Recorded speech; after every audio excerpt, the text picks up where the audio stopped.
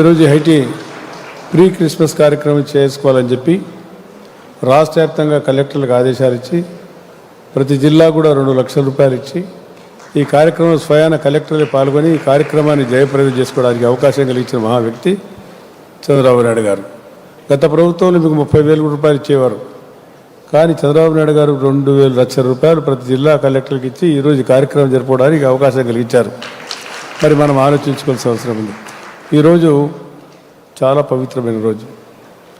ముందుగానే మనం pre Christmas చేసుకుంటున్నాం. రాష్ట్ర వ్యాప్తంగా చాలా పెద్ద ఎత్తున ఘనంగా సాంప్రదాయపరంగా ఈ అల్లులోయ కార్యక్రమం భగవంతుడు ఒక్కడే అని చెప్పి మనమందరం కూడా ఇక్కడ ఆసనాలై మనము ప్రభుత్వం ద్వారా ఏదో ఆశించి ప్రభుత్వం ద్వారా ఎన్నో కార్యక్రమాలు చేసుకోవాల్సిన బాధ్యత కర్తవ్యం ఉంది.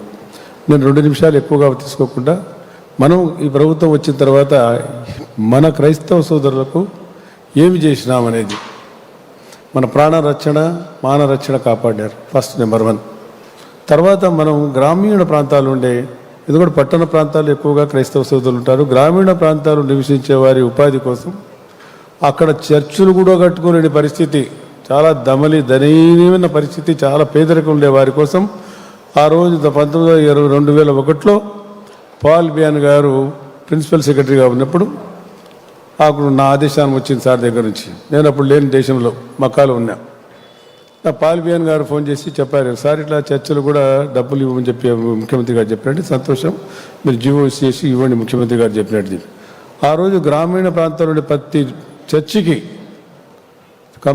కంపోజ్ స్టేట్లో 2 జిల్లా తెలంగాణ ఆంధ్ర కలిసి ఉన్నాం. అప్పుడు ఆదిలాబాద్ నుంచి మీకు అనంతపురం వరకు, అనంతపురం నుంచి శ్రీకాకుళం వరకు గ్రామీణ ప్రాంతాల్లో ఎంతమంది వచ్చినా అంతమంది కూడా చర్చలు కట్టుకోవడానికి అవకాశం కలిగించినారు చంద్రబాబు నాయుడు గారు. దాన్ని మనం అప్రిషియేట్ చేయాలి. మీరందరూ కూడా ఆశీర్వదించాలి మాకందరికీ. ఇది చిన్న విషయం, ఎక్కువగా చెప్పడం లేదు. గుంటూరులో ముఖ్యమంత్రి గారి దగ్గరికి వచ్చి 2014-19లో చర్చికి డబ్బు కావాలంటే ముఖ్యమంత్రి గారు అటు ఇటు కాకుండా 16 కోట్ల రూపాయలు ఇచ్చారు. 16 కోట్ల రూపాయలు ఇస్తే గత ప్రభుత్వం 5 సంవత్సరాలలో అది శిథిలావస్థలు అయిపోయింది. 5 సంవత్సరాలు పట్టించుకునే నాథుడే లేడు. మళ్ళీ ఇప్పుడు మేము ప్రభుత్వం వచ్చిన తర్వాత మన స్వామిదాస్ వచ్చి అన్న దానికి ఏదైనా చేయండి, ఆ ఫిలిప్స్ అనేటువంటి వెళ్ళిపోయిండు, మీరన్నా దాన్ని పట్టించుకోవాలంటే మా ప్రభుత్వం వచ్చిన తర్వాత మేము కంప్లీట్ చేస్తామని మీరు ముఖ్యమంత్రి గారితో పోయి మాట్లాడండి. ముఖ్యమంత్రి గారు ఆదేశిస్తే తప్పకుండా చేస్తామని చెప్పాం. ముఖ్యమంత్రి గారు ఆదేశించినారు. మేము దాన్ని రెన్యువేట్ చేస్తాం. అదేవిధంగా అమరావతిలో కావాలని సోదరుని దాకా అడిగాడు, ఆయన కర్సేవ చేస్తామన్నాడు. అమరావతిలో చాలా సంతోషం. ఎందుకంటే పేద వర్గాల వారు మనం చేసుకోకపోతే మనకు కాదు. ముఖ్యమంత్రి గారు గతంలోనే 2014-19లో అమరావతిలో మనకందరికీ క్రైస్తవ సోదరులకు, మైనార్టీ ముస్లిం సోదరులకు స్థలం కేటాయిస్తామని చెప్పడం జరిగింది. మీరు ఆ గత 5 సంవత్సరాలు విస్మరించినారు. ఆయన ఏదో మనవాడు అనుకున్నారు, కానీ మనవాడు కాదు, అతను తనవాడు కాదు, ఎవరివాడు కాదు. ఆయన మనవాడు, అందరివాడు చంద్రబాబు నాయుడు గారు.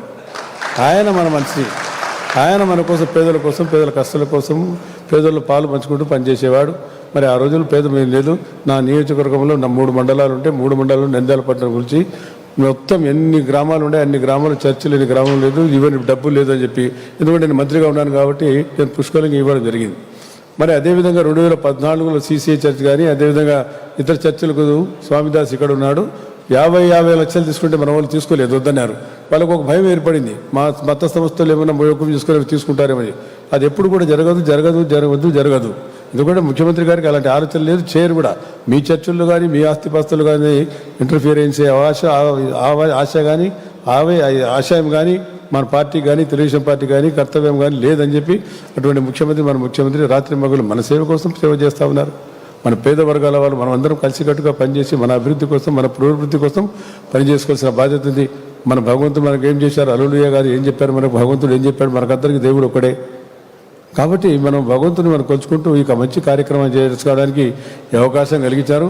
దాదాపు దీనికి ఇంత పెద్ద మంచి కార్యక్రమాన్ని ఏర్పాటు చేస్తున్నారు. చాలా సంతోషం. దీన్ని జయప్రదం చేయాలా. పండుగలు మీరందరూ కూడా చాలామంది పెద్దలు, మరి బిషప్లు వచ్చినారు, ఫాదర్లు వచ్చినారు, పాస్టర్లు వచ్చినారు. మీరందరూ కూడా మా పార్టీకి, మాకు, మా ప్రభుత్వానికి, మా ముఖ్యమంత్రి గారి ఆరోగ్యాలు ప్రసాదించాలని చెప్పి ఆశీప్రభును వేడుకుంటూ, మీరందరి ఆశీస్సులు కూడా కావాలని చెప్పి కోరుకుంటూ, మరి నాకు ఈరోజు ఈ మంచి అవకాశాన్ని కలిగించాను. చాలా ఉన్నాయి, చాలా విషయాలు కూడా రాసుకొచ్చాను నేను. ఇవన్నీ ఇప్పుడు సందర్భం కాదనుకున్నాను. కాబట్టి ఈ అవకాశం కలిగించినందుకు మీకు, మీ అందరి దర్శనం కలిగించిన మన క్రైస్తవ సోదరులందరికీ మరొకసారి హృదయపూర్వక నమస్కారాలు తెలుసుకొని సెలవు తీసుకుంటాను. జై హింద్, జై తెలుగుదేశం. ఎప్పుడు చెప్పాను. Thank you so much sir. మన రెండు చేతులను జోడిస్తూ